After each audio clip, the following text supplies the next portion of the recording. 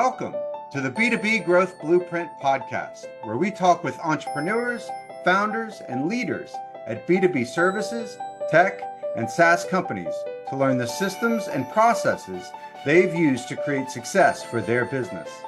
We'll also learn from marketing and sales experts to provide insights to help you grow your business. I'm your host, Mark Osborne, and the podcast is brought to you by Modern Revenue Strategies and their 10x ROI B2B growth guarantee. Schedule a free diagnostic call to learn the fastest path to double your B2B revenues in just 90 days. Hello, and welcome to another episode of the B2B Growth Blueprint podcast. I'm very excited today to welcome David Gerber. David is a technology executive. I'm going to read this to make sure I get it all right. A technology executive and entrepreneur with more than 30 years of experience in the software industry. He is the CEO and founder of OnPlane Consulting and the managing director of investment banking at Merit Investment Bank. He's an authority on business process automation, sales leadership. He's founded 3 different technology companies and has extensive experience in technology mergers and acquisitions, go-to-market strategies, growth strategies, sales leadership, and global alliance teams. And he currently sits on the board of directors at HughGPT. So that's a mouthful of stuff, David. I'm really excited to have you here. You seem to work with companies in a couple different areas, both kind of investments and lining up some commercial infrastructure as well as growth. In your own words, tell us a little bit about what you do. So, Mark, first of all, thank you for having me. I appreciate it. And hi, everybody. I love being on these types of podcasts and these programs because at the forefront of everything I do, I want to help founders and I want to help companies grow. I enjoy doing it.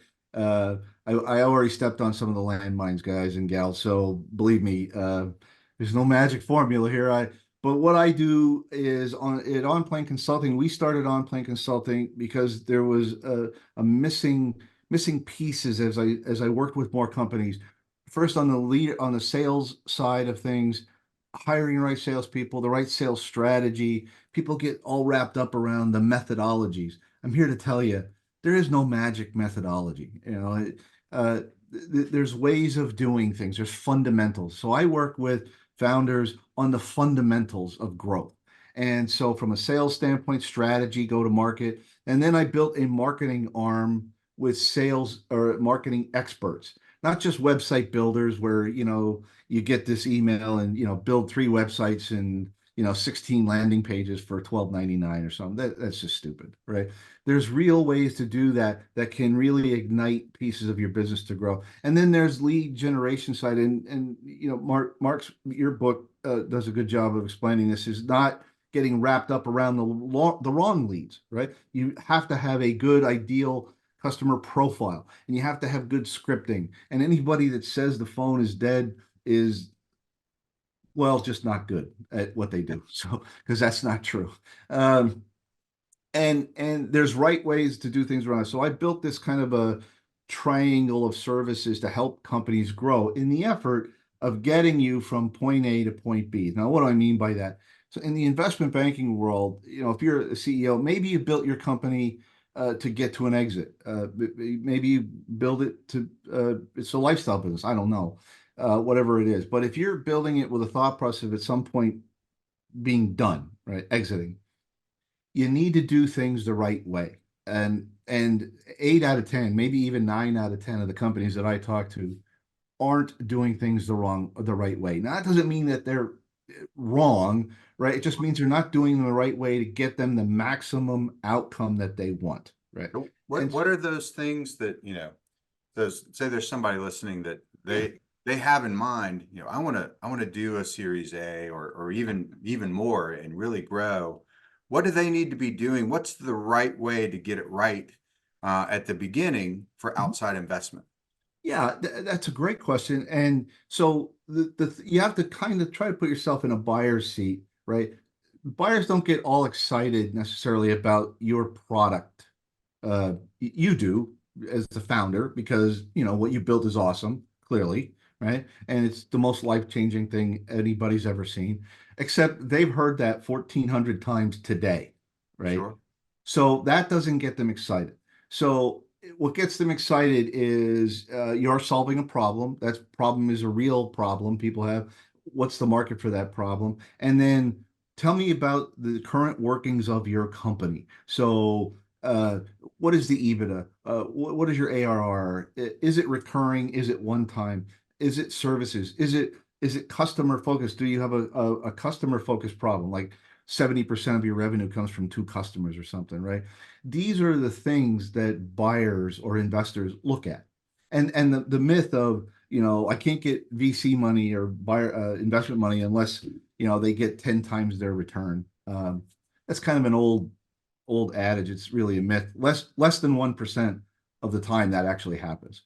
Mm, So realistic outcomes is what they're looking for. And to do that, you need to have solid EBITDA numbers. You need to have solid accounting. You need to have solid methodologies. What's your sales methodology? If you don't have one, right. and I'm not talking about medic or uh, all the fancy names, forget that. I have a lead and I take it from lead to execution to deal won or lost, right? What's that methodology? If you don't have one, uh, ding, right?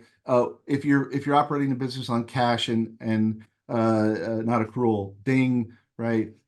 If the numbers look like a roller coaster ride, ding. So they're looking for the least amount of risk, right? Yeah. And then growth. And so I help companies get into a position to make that better. That's what I Yeah. do. One of the ways that we've seen that really sort of helps with that, and a lot of those things you just called out, sort of the roller coaster ride, or the being overly reliant on an individual account, and not even sort of recognizing that as an issue, is companies that really take the time to build a system, Yeah. and to sort of define that system of how do we go from they're a stranger to they're a named prospect in our CRM, and then how do we go from, well, they're a named prospect to that first contract, and then how do we go from that first contract to growing for faster renewals, larger upsells, more referrals. Those systems and defining those are really the key to starting to have a framework where you can talk to outside investment and say, here's why we're confident that with a little investment, we can see these kinds of returns, both for ourselves and for you. Yeah, that's exactly right. And I actually have another company we built on renewal management, right? Because smaller companies, it's a big part of, in technology at least, it's a big part of their revenue, and not enough of them pay attention to it. They're managing this stuff by spreadsheets, right? Which is Sure. killing them, right? And so, net revenue retention, right? What you have to keep in mind is if you're in the technology space, on average, not forget the extremes, right? I'm a big believer in focusing away from extremes, right? The average multiplier in value is somewhere between 5 and 8 times EBITDA, Yep. give or take, right? If we can raise your EBITDA $1 million, we just made you $8 million. Yeah. It's that it can be that simple, right? Or 5 million, right? Sure. But so what would it take to get to there? Not I need to be the next Elon Musk or right anything like that. So that's at the end of the day what I try to help people think about. How where are you? How can we get you to there? Is it more customers? Is it more money for your product? Is it reducing expenses? What's the optimization there that gets us there the fastest way, right? And if you have a model like that planned out, finding investment opportunities is way easier than just telling everybody you got the best product in the whole world. Sure. Well, Yeah. I've actually heard someone I was talking with the other week was saying that sort of that net recurring revenue, which is, Yep.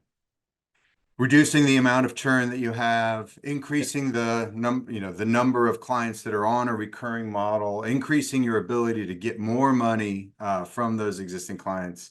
If you can play around with all those little KPIs and that calculation of that net recurring revenue, that's the fastest way to increase the company valuation, Yep. because there's so many things that are already there that you can make kind of minor improvements on today, and sort of that outside investment really values that metric as they evaluate companies. That's right, Mark. That's exactly right. So I focus a lot on net revenue retention in tech companies a lot because it's one of the things that's missed. It, there, any CEO will say it's really important that we get the contracts renewed. Yes, it is. But do you Sure. understand what's in those contracts? Do you understand your true costs? Do you understand what's happening with your vendor programs? Do you understand what's happening with your renewals? Is there any upsell possibility or cross-sell? Are you co-terminating your agreements to optimize your cash flow, right? Those are all the things that a lot of CEOs, it, it, it, um, they just don't know. Sure. It's not that they're doing anything wrong. They just don't know. All right. Yeah. And so it's a blast for me to get somebody from point A to point B. I love what I do. So I think people are better at what they do when they like what they do. Oh, sure. And I enjoy it. I like working with CEOs. I like working with creative people that are passionate about what they do. And because I don't know if you can tell, but I am. So I like what I do. Let's flip to the other side of that sort Yeah. of revenue stream. So you think Yeah. about, the recurring revenue is one thing that's obviously really important and has a lot of opportunity. Right. When we were talking earlier, we were talking about, sort of more the very top of that funnel of getting the right leads. And Yeah. you made a comment about the right leads, and obviously, that's a big touchstone for me. As you and I have talked about, the book I published, Are Your Leads Killing Your Business? It's Right. all about sort of the quality over the quantity. And you talked about an ideal customer profile, or an ICP, Right. as a tool for that. Tell Yes. us a little bit about what you've seen be successful for companies, and why building an ideal customer profile is so important. Some of the missteps that you've seen companies take when they don't think through that. Yeah, it's a piece we added on to OnPlane Consulting. When we first started OnPlane, we were really sales and marketing.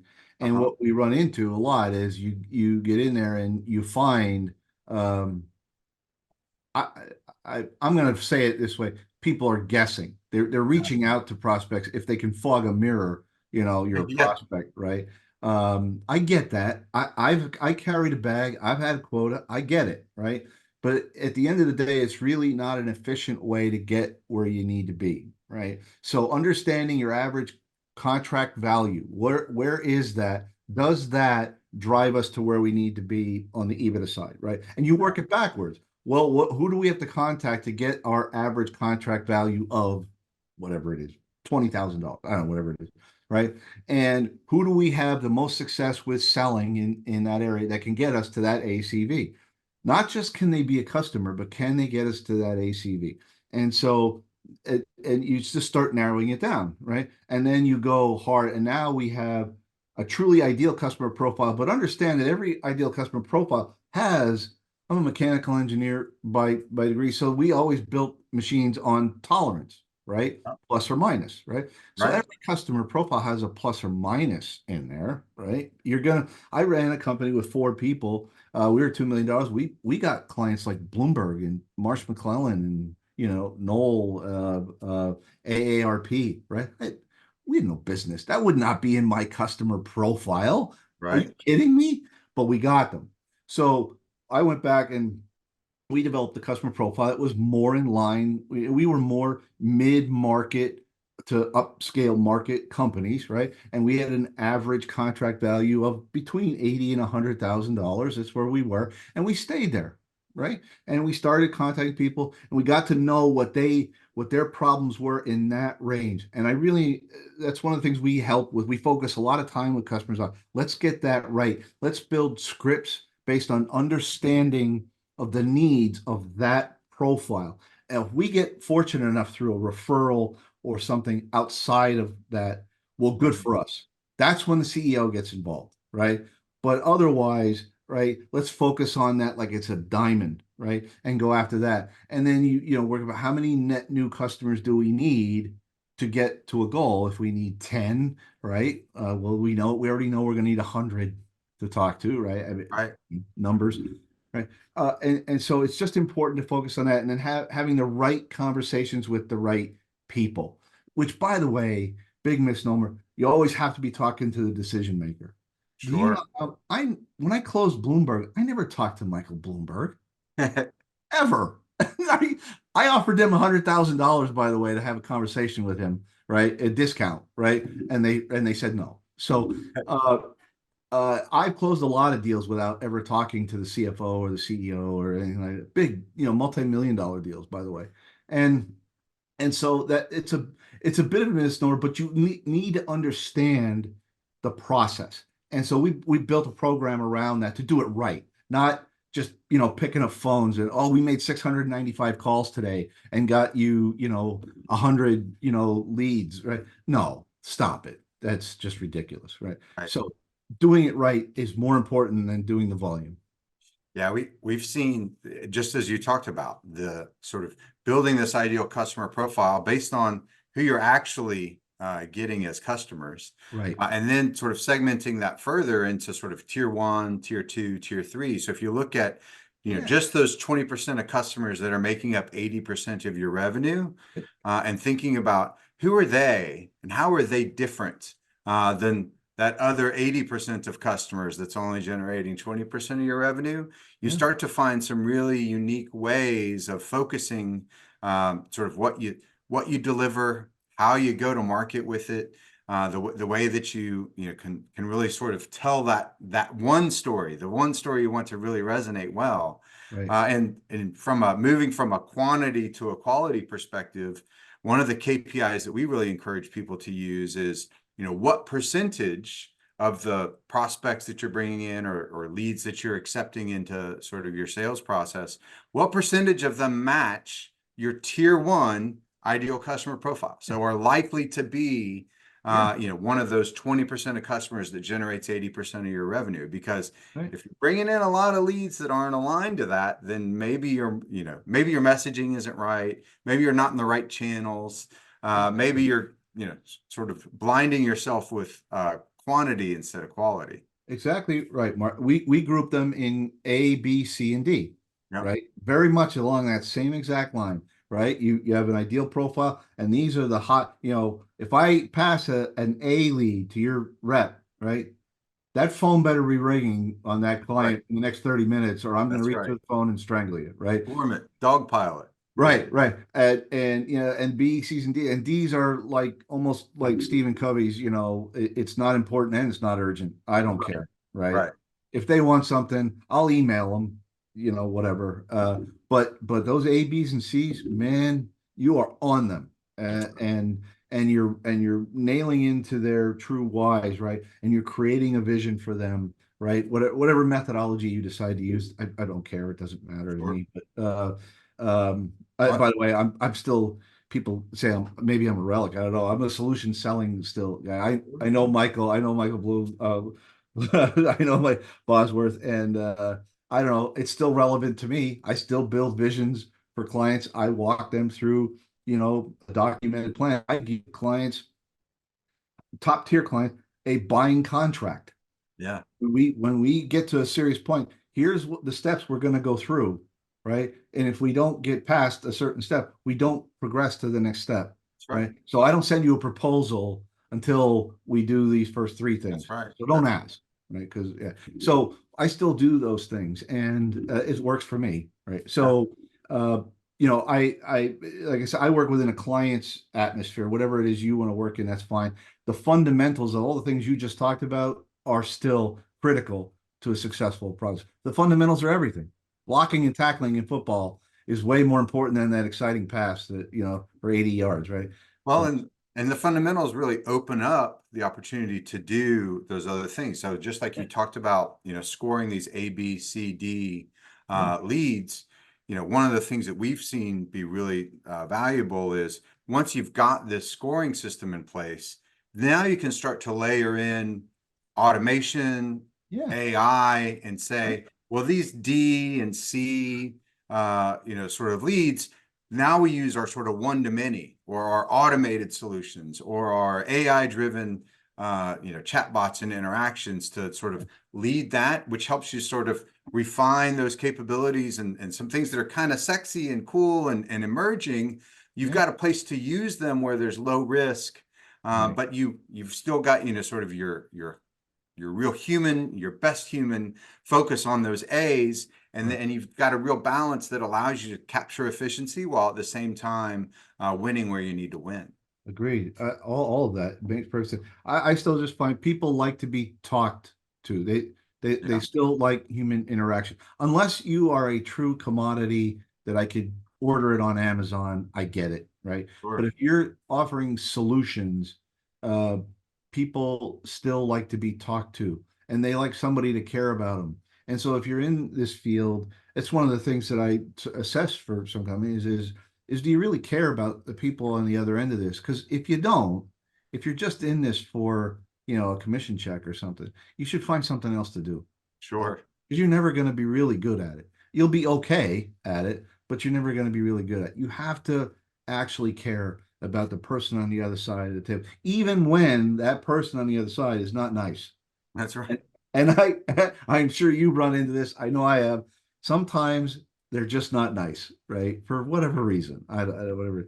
But that's not when I'm there to help them. And if they want my help, I'll give it to them. And if they don't, I wish them well and go find somebody else to talk to, right? So I find that method has worked for me, and my clients do well with that method. So This has been a great conversation. I appreciate you thank you. sharing all these insights.